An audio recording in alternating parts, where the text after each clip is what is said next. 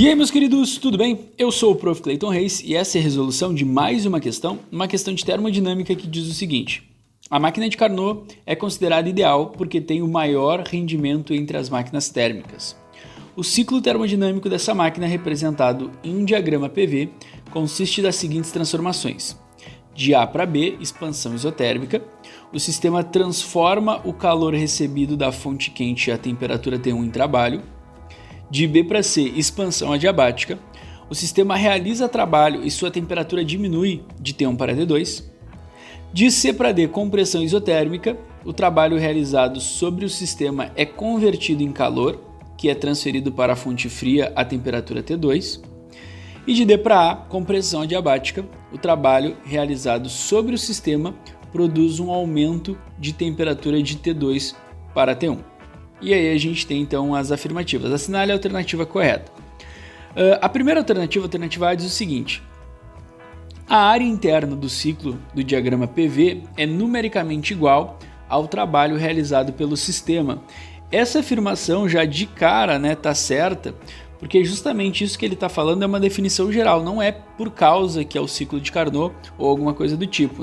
Sempre que eu tiver um gráfico de pressão por volume, a área desse gráfico, que no caso aqui desse gráfico seria essa área, óbvio que essa área seria bem complicada de ser calculada, mas apesar de eu não conseguir calcular, eu consigo dizer de fato que ela é o trabalho. Essa área ela tem que ser numericamente igual ao trabalho desse ciclo. Beleza? Então essa afirmação está correta e provavelmente essa é a resposta da questão. Mas vamos olhar as outras afirmações para ver o que está errado nelas. B. Durante cada transformação isotérmica, a temperatura do sistema varia. Eu nem preciso olhar o gráfico para isso, Transformação isotérmica, qual é a definição? É justamente a temperatura ser constante. Então, toda transformação isotérmica, a temperatura varia? Não, Isso aqui está bem errado. Essa afirmação aqui, então, não condiz. Está errada essa afirmação. C. Durante cada transformação adiabática, o sistema troca calor com o meio externo. Também está errado porque a definição de transformação adiabática é justamente não trocar calor, Transformações adiabáticas são transformações onde o sistema ele não troca calor com o meio. A quantidade de calor trocado tem que ser zero, ou seja, essa afirmação também está errada. D. A cada ciclo, a energia interna do sistema aumenta na mesma quantidade do trabalho realizado. E aqui tem um ponto que é bastante interessante, que é o seguinte: a cada ciclo, ou seja, ao completar um ciclo, toda vez que a gente analisa a energia interna em um ciclo, quando completar um ciclo, a variação da energia interna, então, nesse ciclo, tem que ser igual a zero. Toda vez que um ciclo é completado, a energia interna ela volta ao mesmo valor inicial, por isso que a gente pode dizer que a variação então é zero. E justamente é isso, a gente está analisando um ciclo, que é o ciclo de Carnot, que vai de A para B, de B para C, de C para D e de D para A novamente. Então essa afirmação está errada porque a energia interna ela não aumenta no final do ciclo, nem diminui, Ao final do ciclo ela volta a ser a mesma coisa, tendo uma variação zero. E Sor, por que isso acontece? Porque ao final do ciclo, o ciclo começa em A gente tem toda a evolução desse ciclo de A para B, B para C e D para A, e ao final do ciclo ele volta para o ponto A. Ele volta para as mesmas condições de pressão, de volume e de temperatura. As mesmas condições de pressão, volume e temperatura.